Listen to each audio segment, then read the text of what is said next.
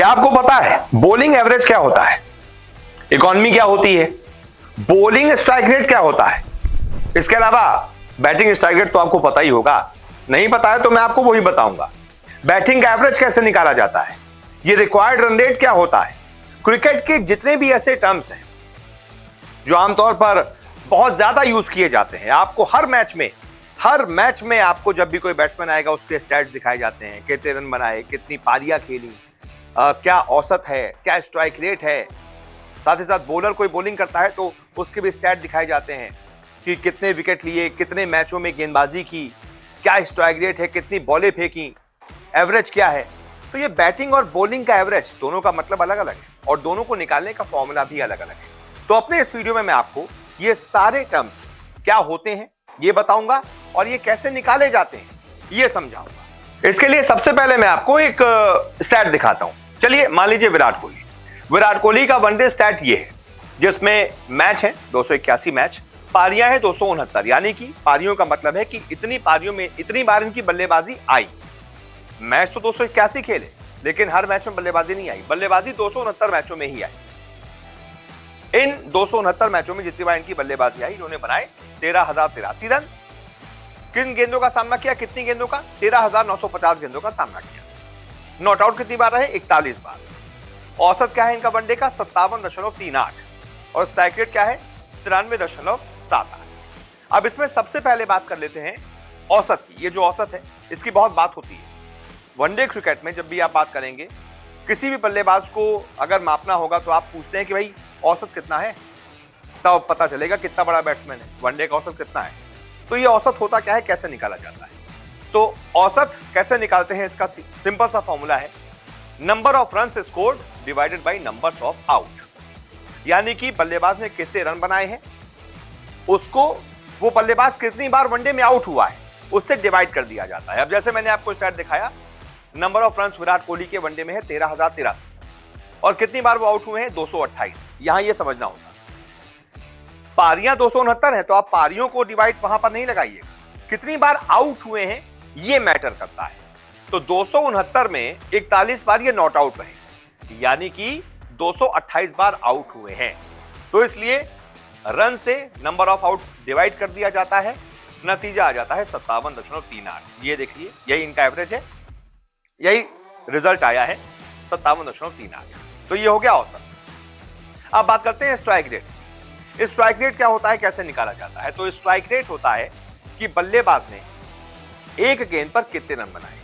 अगर 100 गेंदें खेली तो कितने रन बनाए, ये होता है स्ट्राइक रेट। 100 गेंदों पर अगर 100 रन बनाए तो इसका मतलब भैया 100 का स्ट्राइक रेट है। तो ये निकाला कैसे जाता है स्ट्राइक रेट निकालने का सिंपल सा फॉर्मूला है कितने रन बनाए डिवाइडेड बाय कितनी बॉलें खेली और उसको मल्टीप्लाई कर दिया जाता है 100 से। अब जैसे विराट कोहली है 13,083 रन बनाए हैं कुल, बॉलें कितनी खेली हैं? 13,950 और इसको मल्टीप्लाई कर दिया जाता है 100 से, तो नतीजा आता है 93.78। अब ये देखिए विराट कोहली का स्ट्राइक रेट कितना है? 93.78। तो ये कैसे निकला? ये निकला number of runs divided by ball space multiplied by 100। ये है स्ट्राइक रेट। अब हम बात कर लेते हैं गेंदबाजी के। बल्लेबाजी में दो ही मेन चीज होती है, औसत और स्ट्राइक रेट। इसी में लोगों को कंफ्यूजन होता है, वो मैंने आपको बता दिया। अब गेंदबाजी में और ज्यादा ऐसे टर्म्स होते हैं जो आपको समझ में नहीं आते हैं कई बार। अब जैसे कि एक गेंदबाज का स्टैट क्या क्या होता है, गेंदबाज के स्टैट में मैच है, पारी है, कितने रन दिए हैं इन कुल मैचों में, कितने ओवर फेंके हैं, विकेट कितने लिए हैं।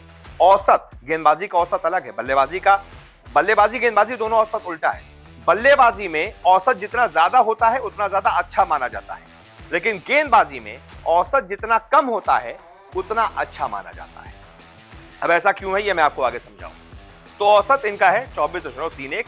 इकोनॉमी ये क्या होता है भाई, ये भी मैं आपको समझाऊंगा, हालांकि ज्यादा लोगों को पता होगा फिर भी। 4.67 और स्ट्राइक रेट, गेंदबाजी का भी एक स्ट्राइक रेट होता है, जैसे बल्लेबाजी में होता है ना, ऐसे ही गेंदबाजी में भी होता है। और इसी तरीके से जैसे औसत का फॉर्मूला होता है, स्ट्राइक रेट का भी फॉर्मूला वही है कि बैटिंग में स्ट्राइक रेट जितना ज्यादा अच्छा होगा, 200 का होगा बहुत अच्छा है, क्या बल्लेबाज है भाई, ताली बजाई जाती है। 200 का स्ट्राइक रेट, 150 का स्ट्राइक रेट, लेकिन गेंदबाजी में आपको स्ट्राइक रेट जितना कम होता है उतना ज्यादा बेहतर होता है। अब जैसे इनका स्ट्राइक रेट है 31.2, किसी बल्लेबाज का होगा 100, 150, गेंदबाज का सिर्फ 31। ये क्यों है और ये कैसे निकाला जाता है, इस पर बात कर लेते हैं। सबसे पहले बॉलिंग औसत क्या होता है? बॉलिंग औसत होता है कितने रन देकर एक विकेट लिया। सिंपल है, कितने रन देकर आपने एक विकेट लिया, ये होता है बॉलिंग औसत। ये जितना कम होगा उतना अच्छा होगा भाई। अगर आपका 20 का औसत है मान लीजिए, यानी कि आप 20 रन देकर एक विकेट ले लेते हैं, यानी बहुत अच्छी बात है। ये तो 25 का है, 30 का है, ठीक है, लेकिन अगर उससे ज्यादा का है तो फिर दिक्कत है। अब बॉलिंग औसत निकालते कैसे हैं? इसका भी सिंपल फॉर्मूला है, दिए गए रन डिवाइडेड बाय विकेट। अब जैसे बुमराह ने अपनी गेंदबाजी पर कुल मिलाकर 3136 रन दिए हैं और विकेट कितने लिए हैं? 129। तो इससे इसको डिवाइड कर दिया जाता है, नतीजा आ जाता है 24.31, यानी कि बुमराह का बॉलिंग औसत है 24.31, यानी कि हर 24 रन देकर बुमराह एक विकेट चटका लेते हैं। अच्छा औसत है। अब इकोनॉमी कैसे निकालते हैं? इकोनॉमी होता है कि आपने हर ओवर में कितने रन दिए। सिंपल, हर ओवर में हर 6 गेंदों पर आप कितने रन देते हैं, ये होता है इकोनॉमी रेट। और ज्यादातर वही उसका अच्छा माना जाता है वनडे क्रिकेट में जिसका 6 से कम होता है, यानी 6 गेंदें आपने फेंकी और अगर आपका इकोनॉमी रेट मान लीजिए 5 है, बहुत अच्छा है, 4 है, बहुत ज्यादा है, अच्छा है, 3 है तो बहुत ही ज्यादा, आप तो क्या गेंदबाज हैं, हर ओवर में सिर्फ 3 रन देते हैं एवरेज मिलाकर। तो ये होता है। अब इकोनॉमी रेट निकाला कैसे जाता है? तो दिए गए run divided by over. Bumrah ने अभी तक कितने रन दिए हैं अपने इंटरनेशनल करियर में? 3136। ओवर कितने फेंके हैं? 671.3, यानी कि 671 ओवर और 3 गेंद। तो इससे इसको डिवाइड कर दिया, इकोनॉमी रेट क्या निकला? 4.67, यानी कि हर ओवर में हर 6 गेंदों पर बुमराह सिर्फ 4.67 ही रन देते हैं, यानी कि बहुत शानदार इकोनॉमी है आजकल के क्रिकेट को देखते हुए, जिसमें हर ओवर में कम से कम 6-7 रन तो जाते ही हैं, वहां पर इनकी इकोनॉमी सिर्फ 4.67। अब बात कर लेते हैं स्ट्राइक रेट की कि आखिरकार बॉलर्स का स्ट्राइक रेट क्या होता है और बैट्समैन से क्या डिफरेंस होता है। जैसे कि इनका स्ट्राइक रेट है 31.2। ये स्ट्राइक रेट जो बॉलर्स का होता है, इसका मतलब होता है कितनी गेंद फेंकर आपने एक विकेट लिया। अब जैसे औसत तो हो गया कि भाई आपने कितने रन देकर एक विकेट लिया, लेकिन स्ट्राइक रेट क्या होता है कि आपने कितनी गेंदों को फेंक कर एक विकेट लिया। तो यहां पर बुमराह का जो स्ट्राइक रेट है वो है 31.2, यानी कि ये हर 31 गेंदों पर एक विकेट ले लेते हैं, यानी कि 5 ओवर 1 गेंद पर ये एक विकेट चटका लेते हैं। ये स्ट्राइक रेट जितना कम होगा उतना ज्यादा अच्छा होगा। जैसे कि मोहम्मद सिराज, उन्होंने बहुत अच्छा किया है हाल ही में, उनका स्ट्राइक रेट बॉलिंग का कम है क्योंकि वो हर 3-4 ओवर में एक विकेट चटका लेते हैं। तो यानी कि उनका स्ट्राइक रेट अगर 4 ओवर में वो एक विकेट चटका लेते हैं, यानी कि 24 गेंदों का उनका स्ट्राइक रेट होगा, उनका स्ट्राइक रेट 24 के आसपास का होगा। ये होता है स्ट्राइक रेट। यानी आपको ये भी समझा दिया मैंने कि पारी कितनी होती है, मैच क्या होता है, पारी क्या होती है, औसत कैसे बॉलर्स का निकाला जाता है, इकोनॉमी क्या होती है, स्ट्राइक रेट क्या होता है, ये मैंने आपको समझा दिया। अब मैं आपको एक और चीज समझाता हूं, वो है रन रेट। आपने बहुत सुना होगा, हर मैच में आप लोग को ये पता चलता होगा कितना रन रेट चाहिए भाई, किस रन रेट से रन चाहिए, आस्किंग रेट क्या है, रिक्वायर्ड रेट क्या है। ये दरअसल सब एक ही है, आस्किंग रेट, रिक्वायर्ड रेट, ये सब एक ही टर्म है कि भाई कितना नेट रन रेट आपको हर ओवर में चाहिए। तो रन रेट निकालने का फॉर्मूला क्या होता है?